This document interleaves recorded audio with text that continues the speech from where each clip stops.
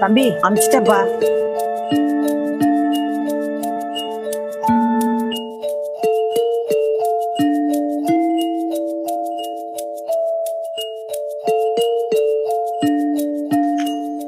மாமா ஒரே நிமிஷமா, என் ஃபோன் சுவிச் ஆஃப் ஆயிடுச்சு. எங்கள் அம்மா ஹாஸ்பிட்டல் சேர்த்துறேன். ரிவர் கால் பண்ணிட்டு தரேம்மா. ஐயோ அப்படியா? இந்தப்பா. அம்மா நான் வந்துடுவேம்மா. நீ பயப்படாம இரு. அப்பா கிட்ட சொல்லி நான் கண்டிப்பாக வந்துடுவேன்.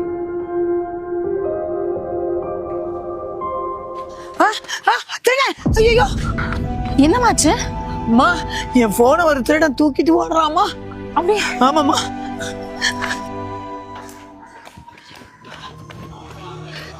அந்த கிளைவர் தானே? இல்ல வரல. கார்த்தி, முதல்ல அந்த அக்கௌண்ட்ல இருக்கிற எல்லா கேஷும் என்னோட அக்கௌண்ட்டுக்கு அனுப்பு. அனுப்புறேன். நீ என்ன வேலை இவ்வளோ ஈஸியாக முடிஞ்சிச்சு? பிளான் என்னோடது, அதான் சீக்கிரம் அனுப்பு. சரி சரி, பின் நம்பர் சொல்லு. 5223. யூபிஐ பின் என்ன? அதுவும் அதேதான், 5223. ஃபோன் பாஸ்வேர்டும் யூபிஐ பின்னு சேமா? எவ்வளோ வாட்டி இந்த கவர்மெண்ட் பின்னு ஸ்ட்ராங்காகவேன்னு சொல்லியிருக்கு. திருந்தவே மாட்டாங்களே இவங்கெல்லாம். இவங்கள மாதிரி ஆள் இருக்கிறதுனால தான் நம்ம வேலைலாம் ஈஸியாக முடியுது.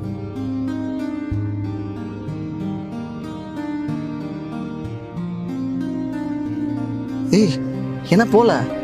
ஒரு வேலை அமௌண்ட் அதிகமா இருக்கும், நீ ஒரு 50,000 போட்டு பாரு.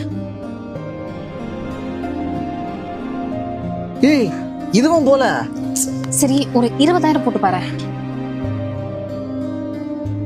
ஏய் 20,000 போல. அந்த பாட்டி அக்கௌண்ட்ல காசு இருக்கா இல்லையா? அதெல்லாம் இருக்கும், ஒரு 10,000 ரூபாய் போட்டு பாரு.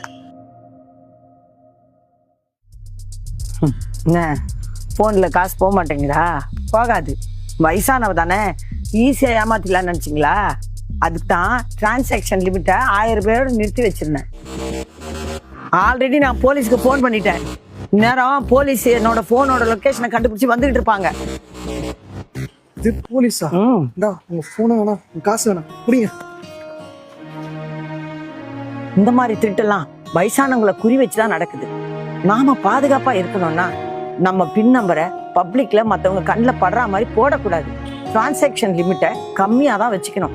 நம்ம போன்ல எப்பவும் லொகேஷனை ஆன் பண்ணி வச்சுக்கணும்.